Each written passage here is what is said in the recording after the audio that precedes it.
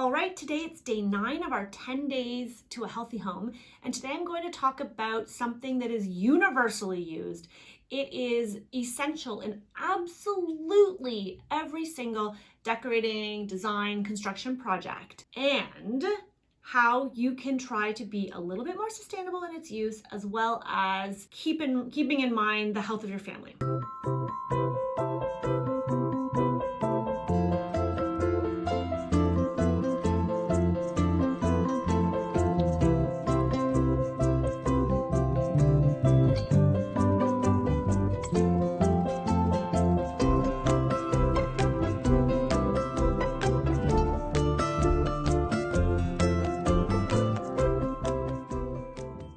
Paint.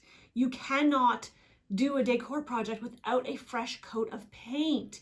Everybody knows the big difference that it makes to have fresh, clean walls.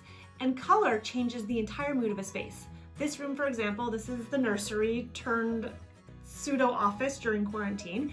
And when we bought the house, it was completely plain, boring, neutral. So before we turned it into a nursery, I selected the Benjamin Moore Aura paint line, which is wipeable, which I love.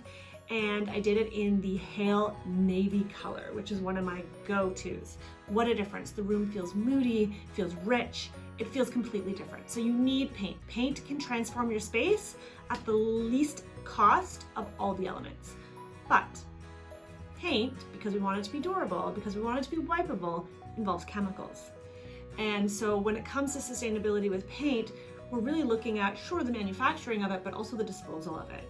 A lot of you know that when you're done with paint, you can't just leave it and throw it in the garbage. You have to take it to a depot. Depending on your municipality and where you live, there are different rules for what you can do with empty or half-empty paint cans. The thing about paint is that you have the option to pick something that is less toxic for your family. So paint will off-gas. When you use a traditional paint that does not have any low V.O.C rating, because I've done this before, I picked a paint color because I had a rep years ago pushing a paint on me, and I said, fine. I spec'd the paint. My poor painter, he said to me after, he said, I will never paint with that paint again. If you spec it, I will not do the job, because it was so toxic. I had no idea it was going to be that toxic. The fumes in the house lasted for weeks. It's not much different than refinishing hardwood floors. Very, very toxic. So you want to make sure you do your due diligence when you are specifying paint, whether you're a designer or you're a homeowner. You need to ask the question, is it low VOCs, which means it would have 50 grams or less per liter of paint? Or even better, is it 0 or no VOCs, which would mean you need less than 5 grams per liter. Not every paint company offers this. You would be shocked, but a lot of them do. So make sure you do look into that to find out what type of paint you are getting for your home. There are alternatives.